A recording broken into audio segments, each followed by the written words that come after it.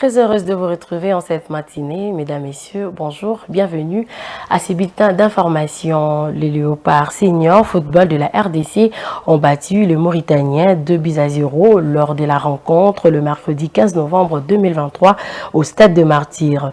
Cette victoire, comptant pour la première journée des éliminatoires du Mondial 2026, permet à la RDC de prendre provisoirement la tête de son groupe B.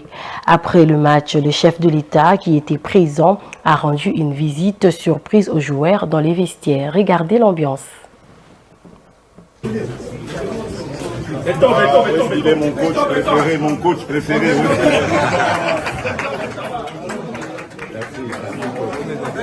Merci. Un très bon coaching.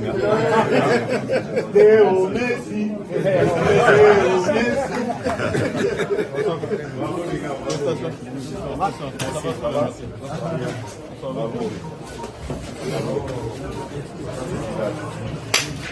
Demi-dieu, si tu as bien approuvé.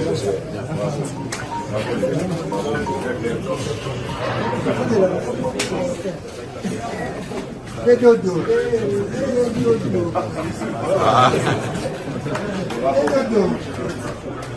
excellent.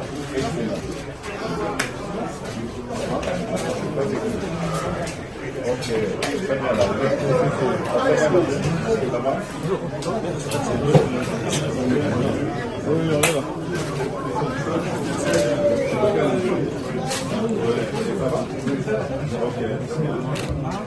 La dernière fois que je joué contre le PSG.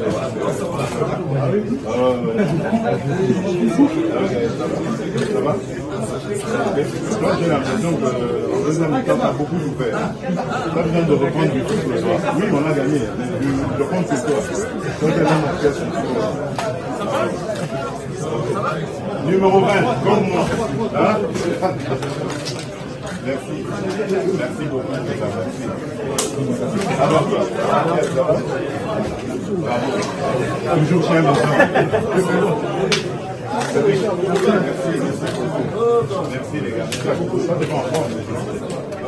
Qu'est-ce qui se passe? Pas perdu.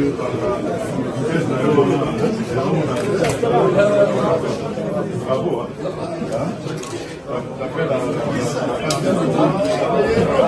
Beaucoup d'amis.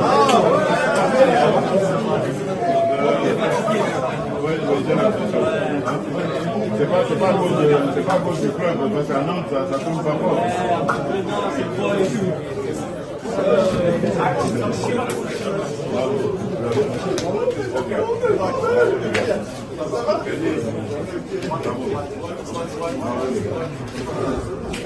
Ah, les enfants, je suis fier de vous. Bon, moi, j'ai l'habitude toujours de me laisser aller quand je suis heureux comme ça. Donc, il y aura la prime présidentielle pour ce match.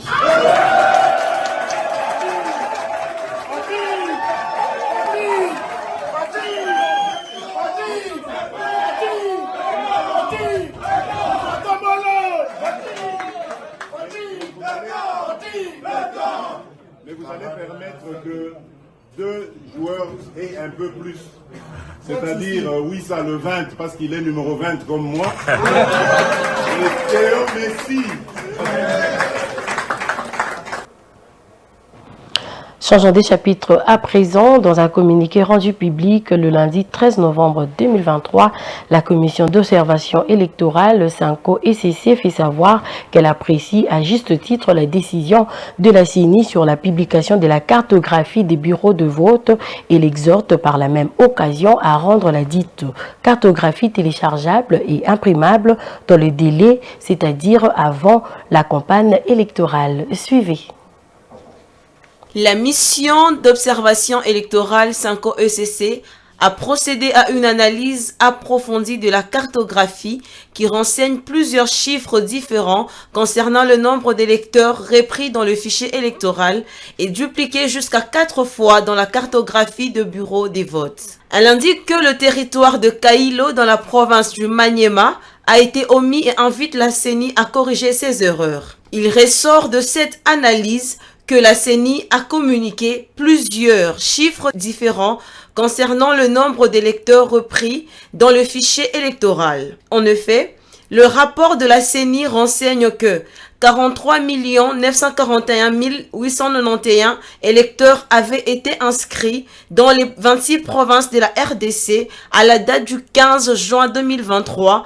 Alors, la loi portant répartition des sièges mentionne un total de 43 491 891 électeurs en RDC, soit une différence de 450 000 électeurs. En plus, la répartition des votants dans la cartographie de bureaux de vote indique 44 541 683 électeurs inscrits, soit une différence de 1 49 792 électeurs par rapport aux statistiques ayant déterminé la répartition des sièges. La mission d'observation électorale 5O ECC recommande à la population de consulter la liste provisoire des électeurs, la cartographie de bureaux de vote, ainsi que la liste définitive des électeurs qui sera affichée 15 jours avant la date prévue pour les scrutins. Aux candidats, partis et regroupements politiques, elle recommande à faire usage de leurs propres cellules techniques électorales afin d'analyser toutes les données ouvertes par la CENI. Notons que la mission d'observation électorale 5O ECC poursuit sa mission d'observation des différentes opérations électorales et l'analyse des données de la liste provisoire des électeurs et la cartographie de bureaux de vote. Année académique 2023-2024, la rentrée a eu lieu le lundi 13 novembre 2023 à la Haute École de Commerce de Kinshasa, ex-IEC. Moïse Nzangi, ministre de l'Enseignement supérieur et universitaire, lance une guerre contre les pratiques immorales dans les milieux universitaires. Suivez. 2023-2024, ce sera l'année académique de numérisation des universités et des instituts supérieurs de la République démocratique du Congo. Par ceci, la maîtrise des effectifs, la lutte contre le tripatouillage des cotes seront effectifs et la transparence de la gouvernance sera garantie. Des orientations qui sont des ordres donnés par le ministre de l'Enseignement supérieur et universitaire, Moïse Nzangi, aux différents comités de gestion des universités et des instituts présents à la désormais Haute École de Commerce de Kinshasa, ex-Institut supérieur de Kinshasa. Cette adresse de l'autorité de tutelle devant les professeurs, recteurs et directeurs généraux des établissements d'enseignement supérieur et universitaire est un rituel d'avant chaque rentrée académique. Je déclare ouverte l'année académique 2023-2024 sur toute l'étendue du territoire de la République démocratique du Congo. Pour le système LMD et les différentes réformes engagées et en cours d'exécution, le ministre de l'Enseignement supérieur et universitaire, Moïse Nzangi, a promis de mettre à la disposition tous les textes légaux et élémentaires pour plus d'efficacité. Et pour finir, la réforme de la sous-traitance est en cours en République démocratique du Congo. Le gouvernement a entrepris cette démarche pour permettre à ces secteurs de booster l'économie congolaise. Pour y arriver, plusieurs actions sont menées par l'autorité des régulations de la sous-traitance dans ces secteurs privés. Suivez. Mesdames et messieurs de la presse. La première action menée par l'autorité des régulations de la sous-traitance dans les secteurs privés est la vulgarisation de la loi qui régit ces domaines. D'aucuns pensaient que la sous-traitance ne s'appliquait que dans le secteur minier et pourtant, elle concerne toutes les activités dans le secteur économique. Mieux la loi sera connue, mieux elle s'appliquera et facilitera les transactions pour canaliser les capitaux vers les activités qui profitent à toutes les couches sociales et au trésor public. La loi elle-même était méconnue.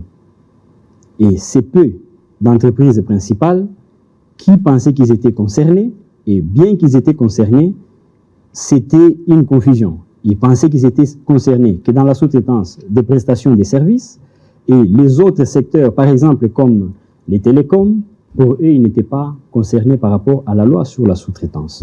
Nous avons commencé par la vulgarisation de la loi sur la sous-traitance et vous avez vu que nous avons vulgarisé cette loi au travers de toute la République. Pour qu'une entreprise opère comme sous-traitante, Elle doit avoir une attestation d'enregistrement qui l'atteste. Pour l'avoir, les Congolais doivent être actionnaires de cette entreprise à 51% contre 49% pour les expatriés. Et pourtant, 80% d'actionnaires congolais dont le nom s'est trouvé sur les attestations d'enregistrement n'étaient que des figurants. Pour changer cet état des choses, l'ARSP a annulé les attestations qui étaient autrefois définitives. L'ARSP le délivre actuellement pour une durée de 3 ans. Avant son renouvellement, il faut attester que les Congolais détiennent effectivement 51% de parts de l'entreprise. Ce n'est pas normal que lorsque vous venez pour avoir l'attestation, ou avant d'avoir les attestations, il faut avoir les statuts. Vous faites les statuts avec un Congolais, dans les statuts comme actionnaire avec 51%, et après, il se retrouve qu'il n'est plus actionnaire. Donc, c'est de l'escroquerie. Et il fallait protéger notre population par rapport à ces systèmes d'exploitation abusifs. Cette réforme entreprise en quelques 10 mois ont permis de multiplier le nombre d'entreprises œuvrant dans la sous-traitance. Elles sont passées de 3500 à 14 000. L'ambition de Miguel Cachal est d'atteindre 2 millions d'entreprises dans la sous-traitance. Nous avons trouvé 3500 sociétés de sous-traitance en République démocratique du Congo, ce qui est un contraste pour un pays de 100 millions d'habitants avec 35 entreprises de sous-traitance. Ça montre que, avec 3500 sociétés de sous-traitance, ça montre que l'entrepreneuriat n'existait pas dans ces pays. Et même si ça existait, ça veut dire qu'on n'y tenait pas qu'à. Et aujourd'hui, au moment où je vous parle, nous sommes à plus ou moins 14 000 entreprises de sous-traitance dans l'espace de 10 mois. Pour le porte-parole du gouvernement congolais, l'entrepreneuriat doit devenir un mode de vie des Congolais. Pour ce faire, il doit être enseigné à l'école secondaire et à l'université. Nous pensons justement que l'entrepreneuriat est un des domaines phares. Au niveau du gouvernement, il y a d'ailleurs des propositions qui ont été faites pour inclure des cours d'entrepreneuriat dans les cursus universitaires ou même à un certain niveau des humanités. C'est dire toute l'attention que nous accordons à ces sujets parce qu'il s'agit de développer un pays de plus de 100 millions de personnes. C'est donc un immense marché pour tout le monde. Ces réformes doivent résolument se poursuivre pour l'indépendance économique de la République démocratique du Congo. C'en est fini pour ces bulletins d'information. Merci de l'avoir suivi. Bonne suite des programmes sur Mandiko Télévision.